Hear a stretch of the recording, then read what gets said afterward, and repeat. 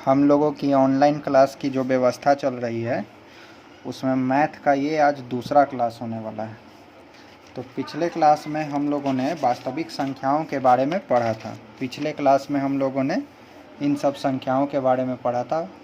परिमेय संख्या, अपरिमेय संख्या, प्राकृत संख्या, पूर्ण संख्या, पूर्णांक संख्या, सभी प्रकार की वास्तविक संख्याओं के बारे में हमने पढ़ा था।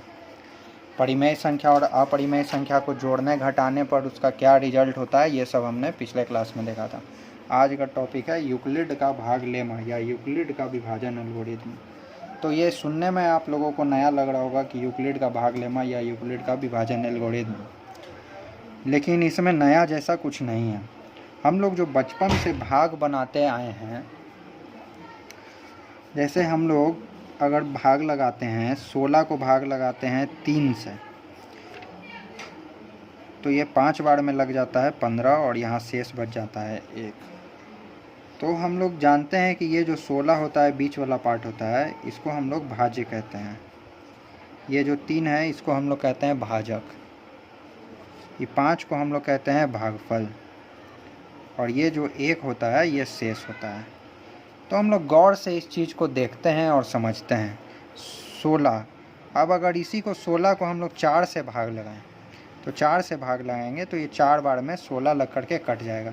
यहाँ पर भाज्य है 16, भाजक है 4, भागफल भी है 4, और शेष है 0।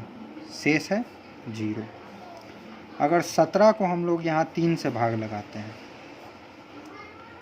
तब ये 5 बार में लगता है 15, शेष बच जाता है 2।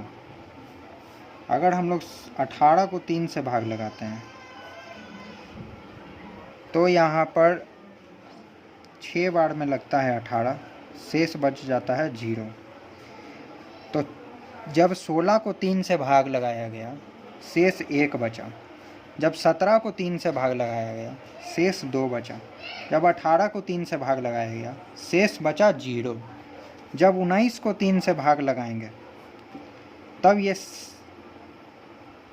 6 बार में लगेगा 18, शेष बच जाएगा 1। शेष कितना बच जाएगा? 1। तो हम यहाँ पाते हैं कि 3 से भाग लगाने पर, मतलब भाजक अगर 3 है तो शेष 1 हो सकता है, 2 हो सकता है, या 0 हो सकता है। 0 हो सकता है, 1 हो सकता है, 2 हो सकता है। ये 0, 1, 2 शेष हो सकता है कब? जब भाग लगाने वाला अर्थात भाजक 3 हो। भाजक 3 हो तो शेष या तो 0 होगा, या तो 1 होगा, या तो 2 होगा। ये नियम सभी तरह के संख्याओं में लगता है। ये भाग का ये नियम ही है। अगर किसी संख्या को हम 4 से भाग लगाएंगे, अगर भाजक 4 हो, किसी कंडीशन में भाजक 4 हो, तो शेष या तो 0 होगा, या 1 होगा, या 2 होगा, या 3 होगा। कभी शेष 4 नहीं होगा, या 4 से बड़ा नहीं होगा। ये आप लोग खुद भी सोच सकते हैं। ऐसा थोड़ी होता है कि शेष 4 हो जाए। अगर शेष 4 हो जाएगा तो वो फिर से 4 से भाग लग सकता है। जैसे यहाँ पे अगर कभी शेष 3 आएगा तो ये 3 से फिर से भाग लग जाएगा, तो शेष 3 हो ही नहीं सकता है। भाजक 4 हो तो शेष 0, 1, 2, 3 होगा। अगर भाजक 7 हो, भाजक अर्थात जिससे भाग लगाया जाए, अगर भाजक 7 हो तो शेष होगा 0, 1, 2, 3, 4, 5, 6। इतना शेष हो सकता है। तो यूक्लिड का विभाजन एल्गोरिथम हम लोगों को भाग को ही अच्छे से समझाता है। भाग का हम लोग पार्ट करके ये सिखाता है। अब हम लोग इसको देखते हैं। जैसे अगर यहाँ a रहेगा, a को हम लोग मान लेते हैं भाज्य, a को मान लेते हैं भाज्य, और इसको हम लोग b से भाग लगाएं। b जो को हम लोग बनाते हैं भाजक, b को क्या बनाते हैं? भाजक। q है, q को बनाते हैं हम लोग भागफल, q को क्या बनाते हैं? भागफल। और यहाँ r है, r को हम लोग बनाते हैं शेष। ठीक है।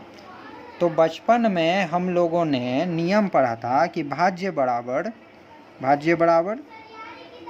भाजक गुना भागफल जोड़ शेष। भाजक गुना भागफल जोड़ शेष। अर्थात a बराबर B Q plus R, a बराबर B Q plus R, a बराबर बी क्यू प्लस आर, ये हम लोग बचपन से जानते हैं कि भाज्य बराबर भाजक गुना भागफल जोड़ शेष। लेकिन अब थोड़ा विशेष रूप से हम लोग यहाँ जानेंगे कि r क्या हो सकता है, r और b में क्या रिलेशन हो सकता है, अर्थात शेष और भाजक में क्या रिलेशन हो सकता है। तो शेष और भाजक में रिलेशन हम लोगों ने यहाँ देखा कि भाजक अगर 4 है तो शेष 0 होगा, 1 होगा, 2 होगा, 3 होगा। भाजक अगर 7 है तो शेष 0 होगा, 1 होगा, 2 होगा, 3 होगा, 4 होगा, 5 होगा, 6 होगा। अर्थात ये हम कह सकते हैं कि शेष जो है वो 0 से बड़ा होगा। शेष क्या होगा, शेष होगा 0 से बड़ा, शेष होगा 0 से बड़ा। शेष क्या होगा, हमेशा 0 से बड़ा होगा। शेष कभी 0 से छोटा तो हो नहीं सकता है, शेष कभी निगेटिव तो हो नहीं सकता है। और शेष हमेशा भाजक से छोटा होगा। शेष हमेशा किससे छोटा होगा, भाजक से छोटा होगा। शेष हमेशा भाजक से छोटा होगा, अर्थात भाजक बड़ा होगा। शेष हमेशा भाजक से छोटा होगा। ये दो चीज़ तो हम लोग को यहाँ से दिख रहा है कि शेष हमेशा 0 के या तो बराबर होगा या 0 से बड़ा होगा, और शेष भाजक से क्या होगा, छोटा होगा।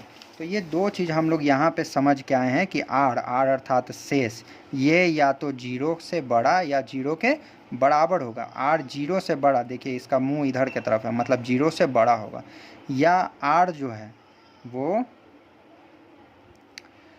भाजक से छोटा होगा। भाजक से क्या होगा, छोटा। बी छोटा है, बी भाजक है, तो बी के तरफ मुंह है, इसका मतलब बी बड़ा है, तो आर छोटा हो गया। तो ये हुआ पहला कंडीशन, ये दूसरा कंडीशन। ये दोनों कंडीशन हम लोग यहाँ से सीख लिए कि शेष या तो 0 या 0 से बड़ा होगा और शेष हमेशा भाजक से छोटा होगा। अब इन दोनों कंडीशन को हम लोग कंबाइन करते हैं 1 तथा 2 से, तो हम लोग पाते हैं कि 0 से बड़ा या बराबर होता है शेष और भाजक से छोटा होता है। तो आज के बाद हम लोग जब भी यूक्लिड का विभाजन एल्गोरिथम या यूक्लिड का भाग लेमा बोलेंगे तो हम लोग को दिमाग में दो बात आना चाहिए। पहला बात कि भाज्य बराबर भाजक गुना भागफल जोड़ शेष, a बराबर B Q plus R, a बराबर बी क्यू प्लस आर, जहाँ 0 से बड़ा या बराबर होगा r और भाजक से होगा छोटा r। ठीक है, ये हुआ यूक्लिड का विभाजन एल्गोरिथम। अब यूक्लिड का विभाजन एल्गोरिथम का हम लोग इस्तेमाल कैसे करेंगे, ये हम लोग दूसरे वीडियो में देखते हैं।